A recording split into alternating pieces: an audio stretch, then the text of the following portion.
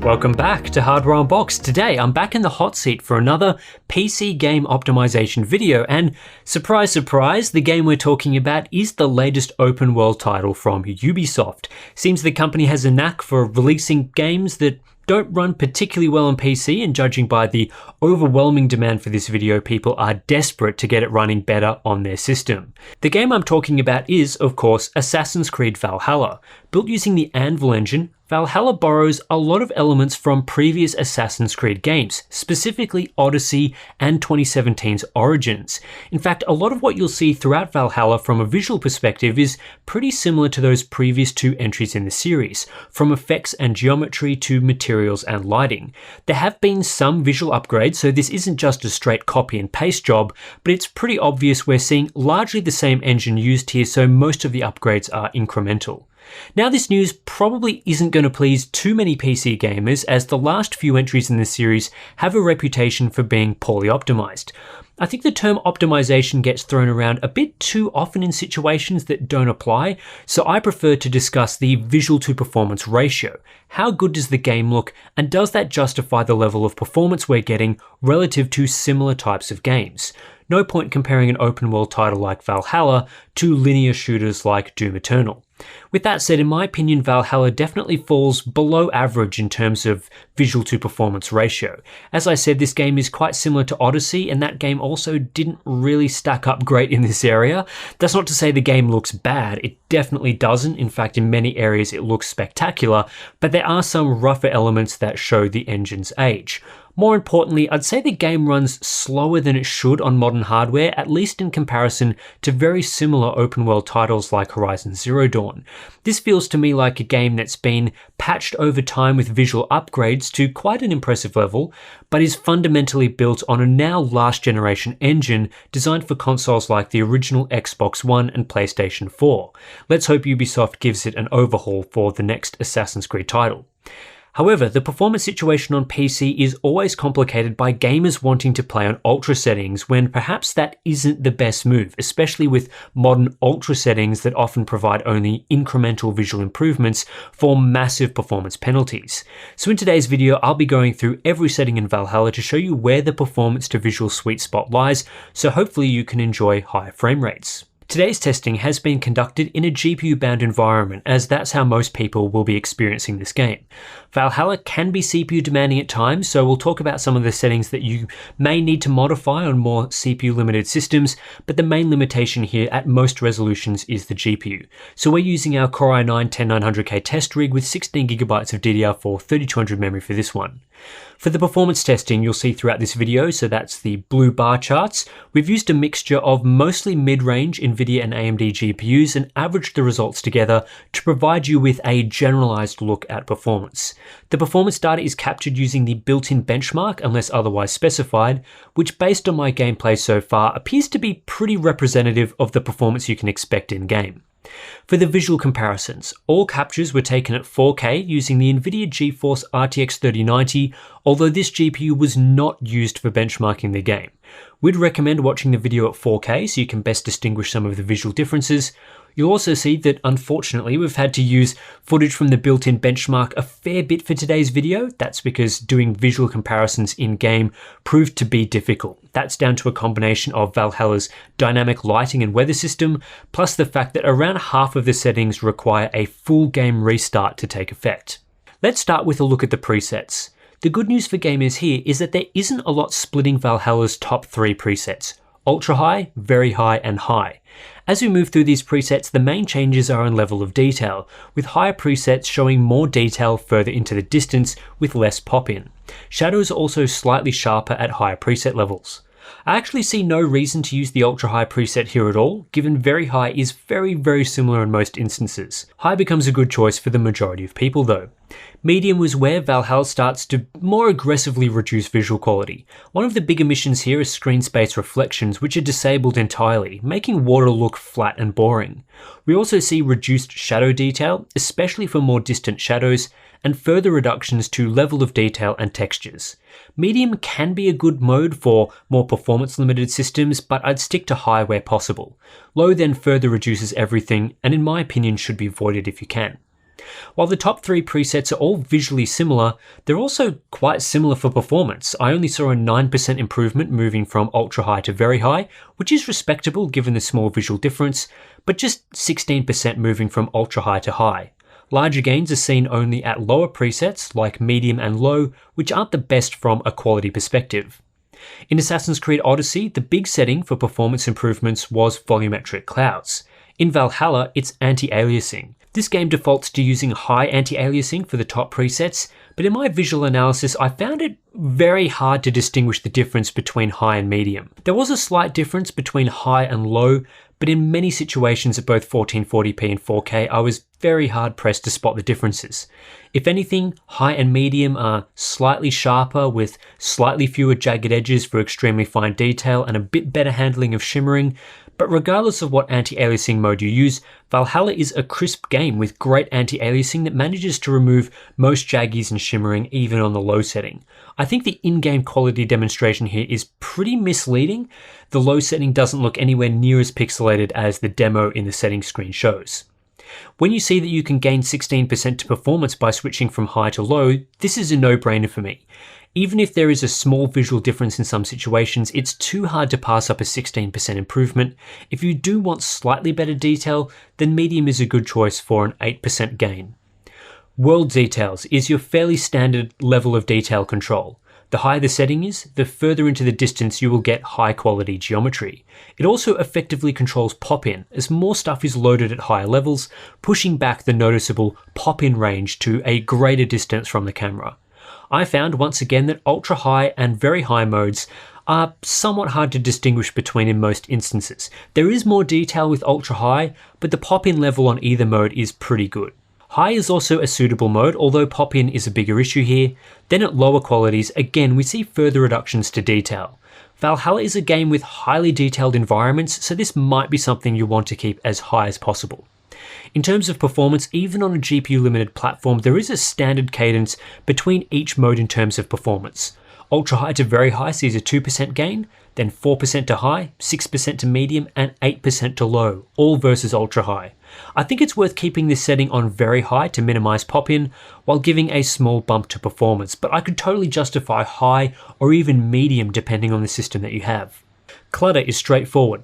While World Details controls the level of detail, Clutter controls how many small elements are shown on the screen, like grass, which is the most noticeable change. Higher modes have more of these elements actually visible on screen, so grassy fields become more dense and lush on higher settings. This setting has very little impact to performance, although could be a candidate for reduction on a more CPU limited platform. I'd keep this on very high to enjoy a dense game world. Shadows operate in essentially the same way in Valhalla as in Assassin's Creed Odyssey. What this means is there are two shadow levels that we typically see on screen. We get higher quality shadows close to the camera, and then lower quality shadows further away, with a clear transition point between the two. While the shadow setting does improve the sharpness and clarity of the shadows, it doesn't extend the draw distance of those high quality shadows. I found it pretty hard to distinguish between ultra and very high shadows, with both modes delivering impressive crisp shadows. High is slightly less detailed and can be more aliased in some situations. It's when moving down to medium and low that Valhalla starts stripping away defined shadows for a more blurry mess in some instances, and while neither mode completely removes shadows, it's a lower fidelity experience for sure. My recommendation here is to use very high shadows where possible, given you'll see about a 4% performance improvement versus ultra high. High is also a good candidate for further improvement, given it's 5% better than ultra. There is no reason to use low shadows on most reasonable GPUs, given there is no difference between it and medium. Volumetric Clouds was the most punishing setting in Assassin's Creed Odyssey, but that isn't the case with Valhalla. Ubisoft have clearly fixed how these clouds are rendered to be far less performance intensive. To me, there isn't much of a difference in quality between ultra high and very high clouds. Both look fantastic. High does reduce cloud resolution, while medium I'd avoid as it strips away a lot of the volume to the clouds and makes them look flat and two-dimensional. In terms of performance, we're not seeing a 40% gain moving from ultra to high like we saw in Odyssey. Instead, the difference is more like 5%, with very little performance difference between very high and medium. For that reason, I'd recommend keeping clouds on very high, although I'd still class ultra high as largely a pointless feature that bumps up cloud resolution for only a very minor visual gain. Next up is the water setting. I found it pretty difficult to distinguish between the three modes in gameplay, outside of the high water setting producing god rays under the water surface. The in-game setting menu also suggests that you'll see better draw distance for items beneath water surfaces. So far I haven't seen that, but I'll take the game's word for it. Negligible performance difference between the three modes, even with a water-heavy environment, so I'd leave this on high. Screen space reflections is a key feature in Valhalla as it is extremely influential on how water surfaces look. With SSR, water surfaces reflect the surrounding items, leading to spectacular visuals in some instances. Without SSR, you get these boring flat surfaces that don't really look too much like water. Given that disabling SSR only improves performance by a couple of percent, this is definitely one of those settings that I'd leave enabled. Next up, we have the two texture settings, environment textures and character textures. We've all seen texture settings before, so it's no surprise that the environment texture setting, for example, reduces the texture quality on basically all surfaces.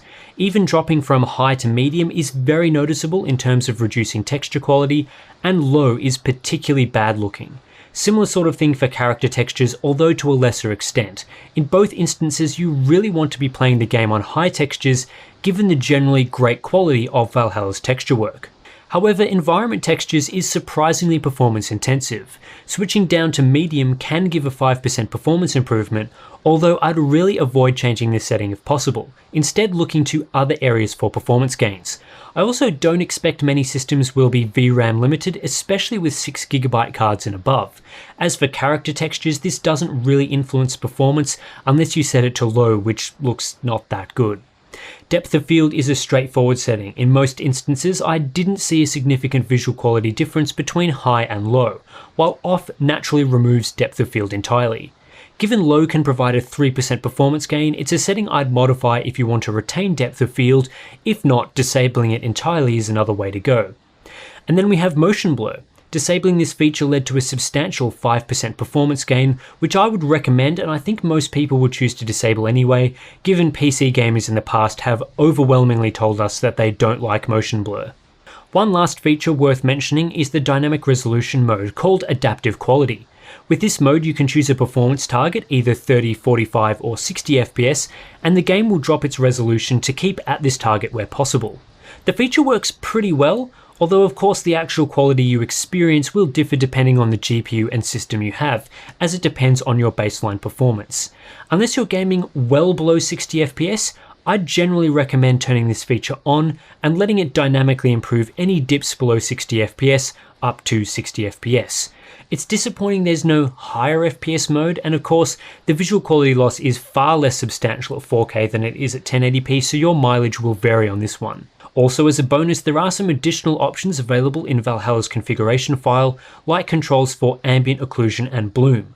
However, upon benchmarking some of these modes, they either didn't work or provided next to no performance gains. So don't get excited messing around in the config file, there's not a lot to be gained there. Summarizing everything we've talked about so far, here are my recommended settings for playing Assassin's Creed Valhalla. This is essentially the ultra high preset, but with anti-aliasing turned to low, world details, shadows and volumetric clouds to very high, motion blur to off and depth of field to low. I'd also recommend at the very least experimenting with a dynamic resolution mode, but I would set the game's in-game resolution slider to 100% as it often doesn't default to that value, so you might be playing the game accidentally at a lower than native resolution. Visually, our optimized hub quality settings are quite similar to the very high preset. In fact, for the most part, it looks practically identical to the very high preset, as most settings are the same as if we were using that preset. The main difference being a reduction to anti-aliasing, motion blur and depth of field, which realistically is all you need to change for a significant performance improvement. I did spot some slight shimmering with my hub preset in the benchmark tool, but in the actual game this was much harder to notice, and really that was the only main quality difference. Gamers after further quality gains could look to push anti-aliasing back up to medium along with world details, while those after more performance should look to reducing shadows, world details and textures. In terms of performance with our quality preset, on average this gave us a 27% performance improvement over the ultra high preset, with most GPUs falling between 20 and 30%. Compared to very high, this was around a 17% improvement, with performance falling between high and medium when it's all done. So basically, we're getting very high quality visuals at the performance between high and medium, which is a pretty good result and certainly makes Valhalla a smoother, more playable game. Add dynamic resolution into the mix if you can't quite hit 60 FPS consistently, and the game's performance is not too bad on mid-range cards at 1440p or 1080p. While it is nice to get this sort of performance gain at a limited loss to visual quality, it doesn't totally resolve Valhalla's below average visual to performance ratio. Performance here is much closer with our optimized settings to what you'd normally see in a game like Horizon Zero Dawn on maximum quality settings, but at least in my opinion, a game like Horizon is more visually impressive. Again, not to rag on Valhalla's visuals because many aspects of this game look fantastic, but the engine still feels a bit bloated, which has hurt performance on modern GPUs. I'm very interested to hear your thoughts on Valhalla in the comments below and what you think of the game's visuals and performance relative to some other titles like Watch Dogs Legion that we just recently looked at. I did talk to several of our Discord members while making this video to gauge their opinions, and they seem to mostly share what I thought, so that's always nice, but I'm interested to hear from the wider YouTube community. Beyond this, I suspect Valhalla will be one of the staples of our benchmarking suite going forward for both GPU and CPU testing, given we extensively used Assassin's Creed Odyssey as a benchmark, and this is a newer version of that engine. As optimization guides, next one to tackle will be Cyberpunk 2077, so we'll see you in a few weeks for that one. Anyway, that's it for this Assassin's Creed Valhalla optimization guide. Hope you guys enjoyed it and learnt what you needed to learn to enjoy playing this game on your PCs. If you do want to support our work, we have either Floatplane or Patreon available. Links are in the description below. You'll get access to Discord chat, monthly live streams, behind the scenes videos, all that sort of thing. Thanks guys for watching, and I'll catch you in the next one.